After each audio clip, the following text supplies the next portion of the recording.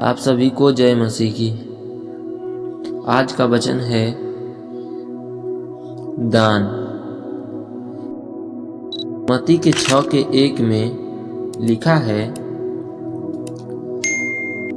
सावधान रहो, तुम लोगों को दिखाने के लिए अपने अच्छे काम न करो, नहीं तो अपने स्वर्गीय पिता से बदले में कुछ हासिल नहीं करोगे।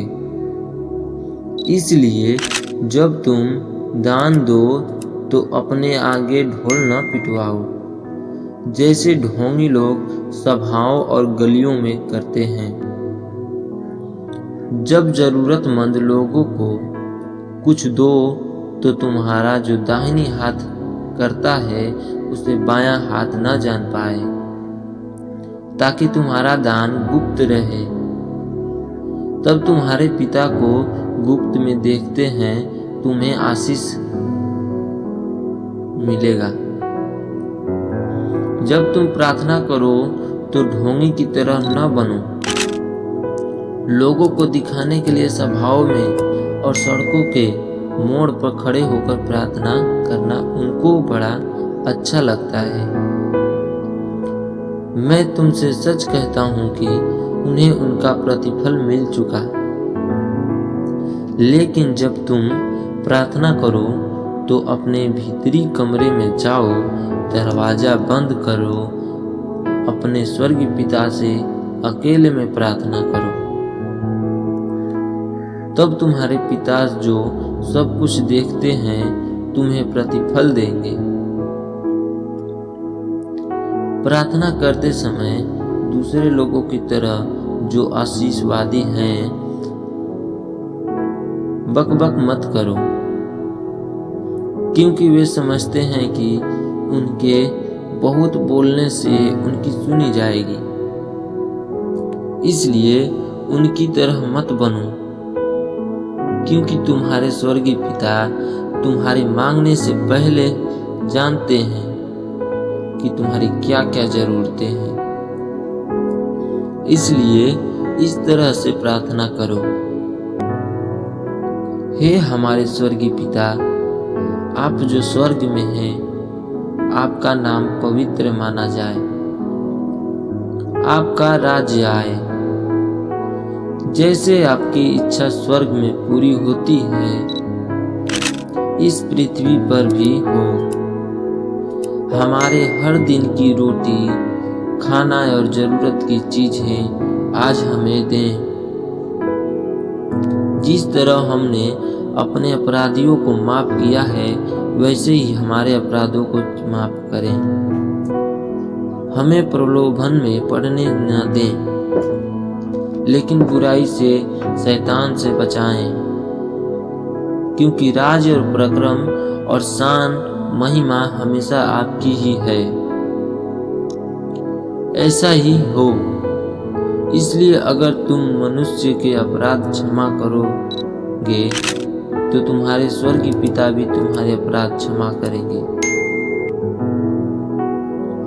अगर तुम लोगों के अपराध माफ न करोगे तो तुम्हारे परमेश्वर पिता तुम्हारे अपराध माफ न करेंगे। उपवास।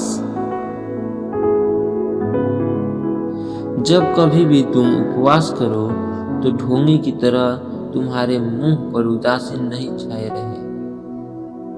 वे अपना मुंह लटकाए रहते हैं ताकि दूसरे लोग उन्हें उपवासी जाने।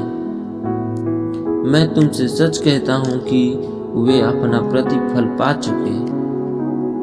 लेकिन जब तुम उपवास करो तो अपने सिर पर तेल मलो और चेहरा भी धो, ताकि लोग नहीं लेकिन तुम्हारी आसमानी पिता को गुप्त बातों को भी जानते हैं।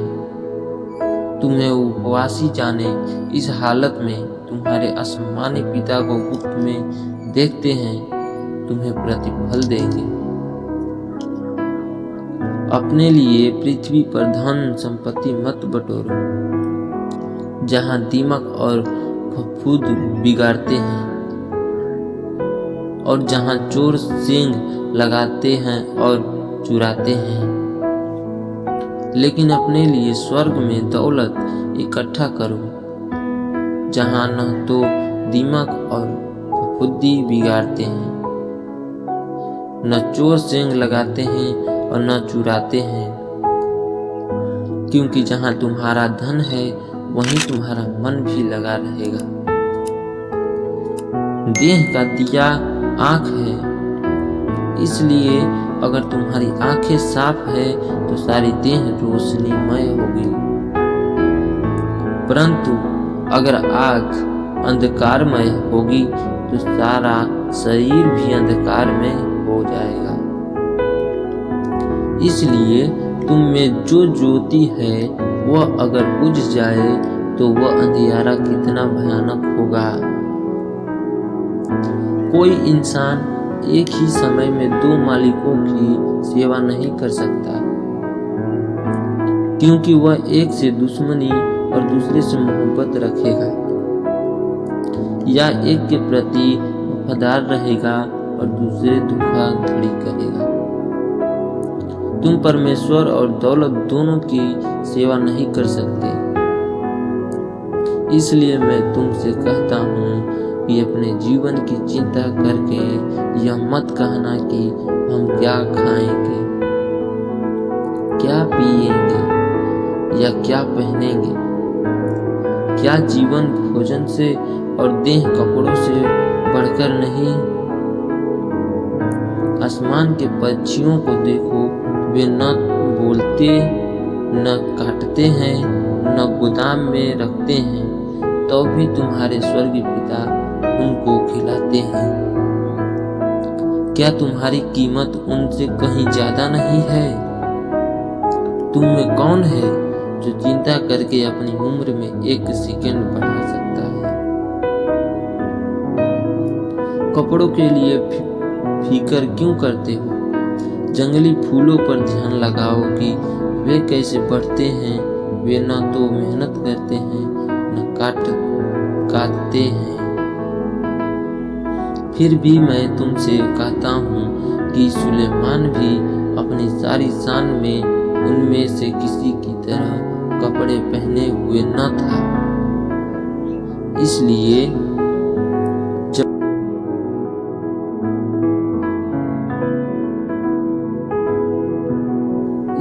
तुम चिंता करके यह न कहना कि हम क्या खाएंगे या क्या पिएंगे या क्या पहनेंगे, क्योंकि अन्य जाति इन्हीं सब बातों को पाने की होड़ में लगे रहते हैं। तुम्हारे स्वर्गीय पिता जानते हैं कि तुम्हें इस चीजों की जरूरत है।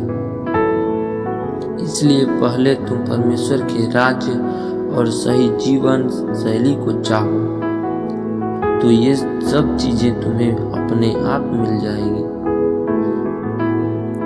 आने वाली समय की फिक्र मत करो, क्योंकि भविष्य अपनी फिक्र खुद कर लेगा। आज के लिए आज ही का बोझ काफी है। आज का वचन समाप्त होता है।